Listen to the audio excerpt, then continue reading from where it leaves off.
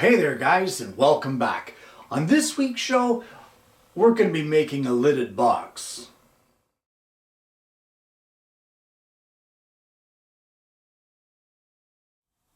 Well, the whole point of today's show is to show you a method of making a utility box that I think is absolutely brilliant. It's simple, I don't even know how to describe it, so the best way that I'm going to describe it to you is I'm going to show you how to do it.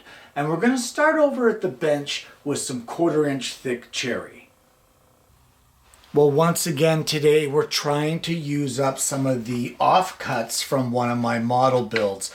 And we've got some 1/4-inch cherry, and we're going to turn it into a box that is 3 inches by 4 inches by 2.5 inches high.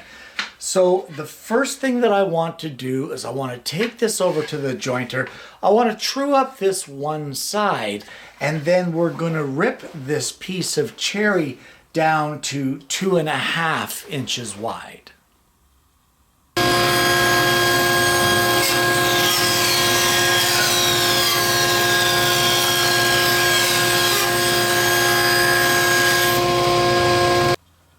Well, I know that this probably won't make much sense to you at the moment, but what I've got to do for this box is I need to place a groove or a dado, 1/4 inch wide and half the thickness of this board. This board is 1/4 inch, so I need it to be 1/8 inch deep. Now I want my lid to be 3/4 inch below the top edge of my box. So I'm going to set my fence to 3/4 inch, and I'm just going to raise this bit so that it is at 1/8 inch.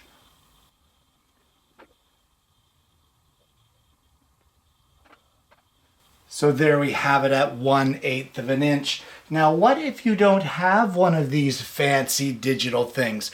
How can you know how it's going to, or that it's going to be at 1/8 or half of the thickness of your material? And what we're going to do in order to test that is I'm going to run a piece just gently in through here. We're going to run it, and then we're going to flip it over and run it through again. And if it just barely cuts through our piece and cuts that end off, then we're going to know that our bit is set correctly.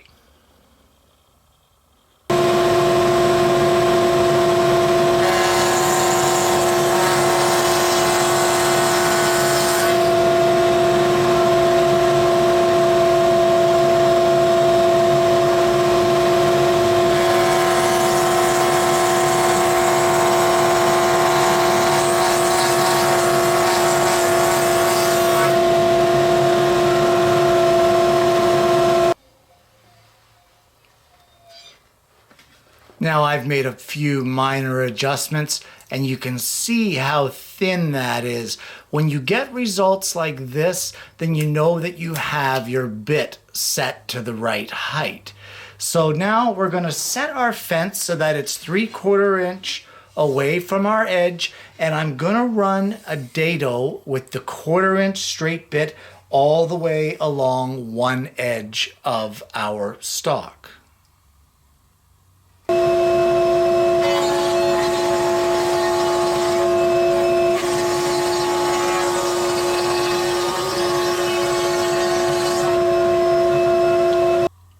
So with the dado now cut, we want to cut our pieces for the box. And like I said, I want the box to be 3 inches by 4 inches. So we need 2 pieces at 3 and 2 pieces at 4 inches. Now there's 2 ways that you can go about doing this. You can use a miter fence and cut through the 2.5 inches of the material in order to cut your 45s. Or you can tilt your blade to 45 degrees and cut your miters with your piece lying flat. I'm not sure which way I'm going to do. I normally prefer to use my miter fence. Now, you know what? I think I'm going to tilt the blade on this one. And so let's get over to the table saw and cut these pieces. So just to make things a little less cumbersome, I've rough cut my pieces down to close to their final dimensions. And I'm going to cut the 45s on all of these to their proper dimensions to get our 3x4 box. And when I get that done, then I'll come back and see you over at the bench.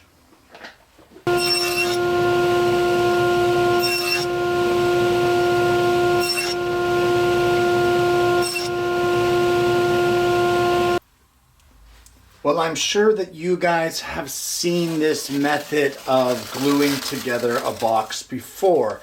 And what I have is I have some masking tape, and we're going to lay down a couple strips of it here, just like that, sticky side up. And we're going to align our pieces so that they are an end piece or a long piece and a short, a long and short, and make sure that it's all facing the right direction as far as our dado is lining up at the top of our box. So once we get our painter's tape or our masking tape laid out, we're going to lay one of our pieces on top of the masking tape. And in reality here, my masking tape is a little too wide, so I'm going to stick two pieces together like that just to make it a little better. So we're going to stick one of our pieces onto our masking tape, just like that. And then I'm going to use a straight edge to help me align all of our pieces. And I'm going to now take one of the shorter pieces, using our straight edge, aligning it with our opposite piece, butting it tight together, and sticking it down onto our masking tape. Then we're going to take the next piece, again using our straight edge and lining up our corners, and again sticking that down.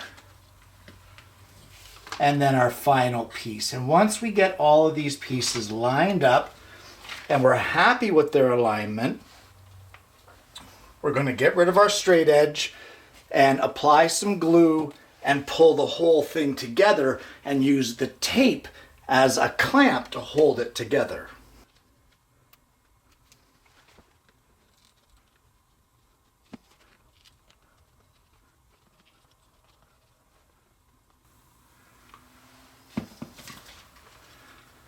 And we'll just brush it out here to get a nice even coating.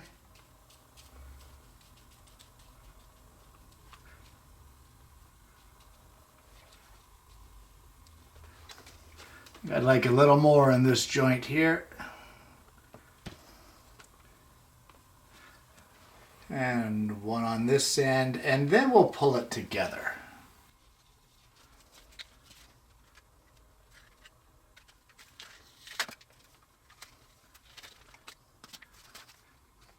Just like that. Now at this point we can get the squeeze out from the inside, and then we want to check it for square. I've now cut some 1/8 inch cherry, which is just slightly oversized from our box. And we're just going to apply a little glue and glue these tops and bottoms rather onto our box. Now you want to mark which one is the top, just so that when it comes time to separate these pieces, you're not confused. So I'm just going to take a pencil and just lightly mark top on this piece here. And now we'll glue the bottom on. From there we're going to clamp it up, and we're just going to let the glue set up. And then once that's done, we can move on to separating our box halves.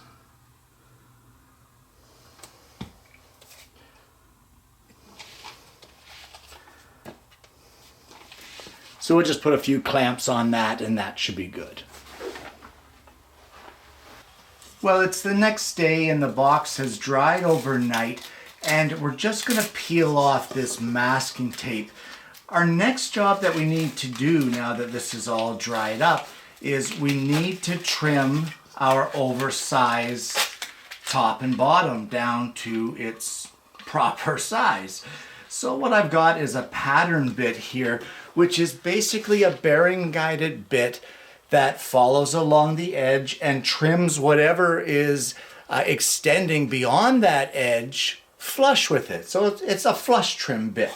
So I'm going to turn the router on here and we're going to trim all of these oversized top and bottom panels, and then we're going to get into separating the lid from the actual box.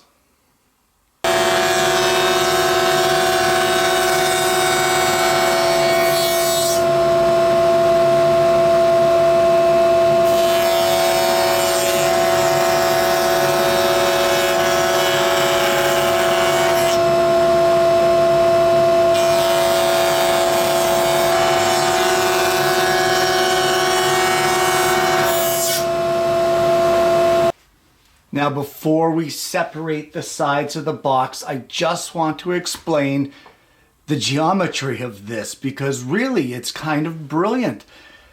What I've drawn here is a cross section of our box, and this is our 1/8 inch bottom, this is our 1/8 inch top, our 1/4 inch thick side with our 1/4 inch dado all the way around. That is half the distance in. Well, what we're going to do is set up our 1/4 inch straight bit again. We're going to set the fence so that our bit strikes just below our original cut. Now, we want to have the bit set just slightly higher than half, and I mean just a fraction. And that way it'll separate our two pieces right there. But what we're going to end up with, as you may or may not be able to see, is this piece right here. Let me just thicken those lines. This piece is now going to mate with this piece to form our lid. This will be separate here and they will slide together in a nice tight fitting joint. It's so simple, it's absolutely brilliant.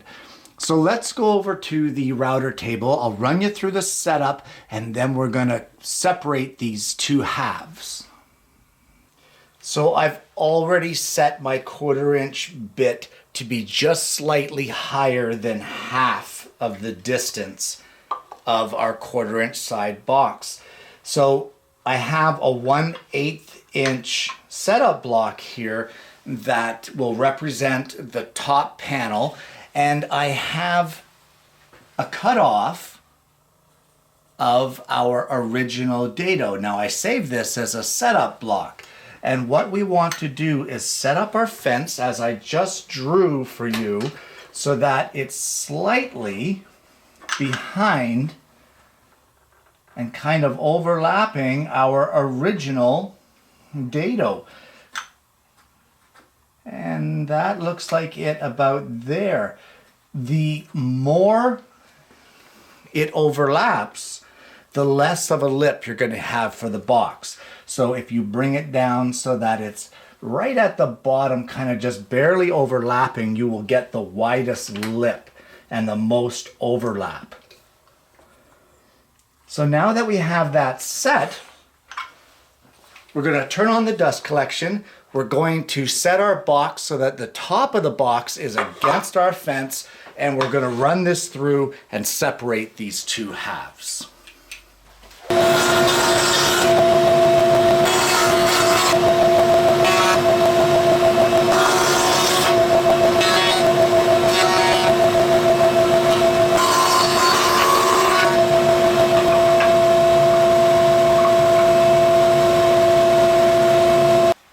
And with the box separated, you can see how we have this nice rabbited edge here that was created by the pass that we just made. And then we have this inside rabbited edge that was created by the original dado that was on the inside. And the two of them mate up absolutely beautifully.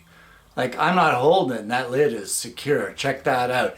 Now, the reason this one is so secure is because I barely had the bit over center. And with that, I'll let you know that the more above center you have the bit, the looser the fit this box is going to be. So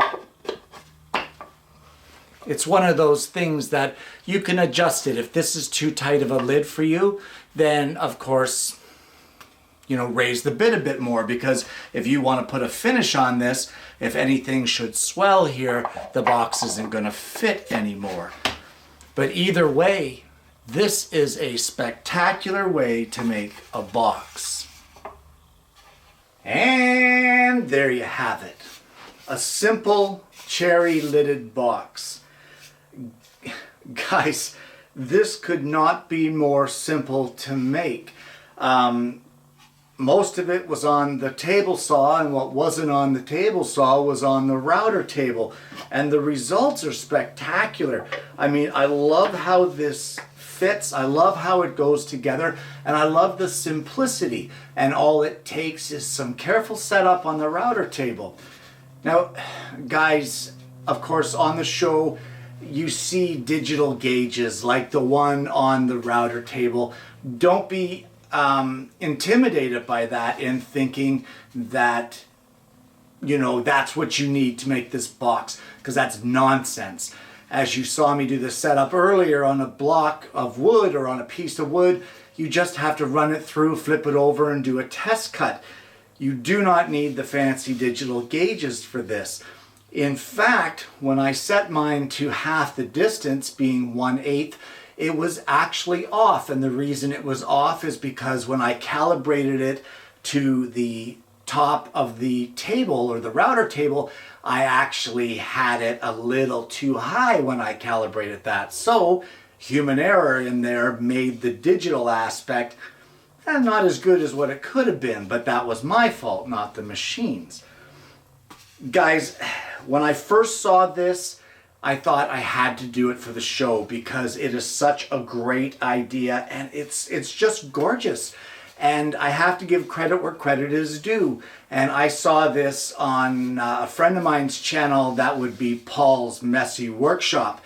I'll post a link to his channel below. And if you haven't visited his channel, you're really denying yourself.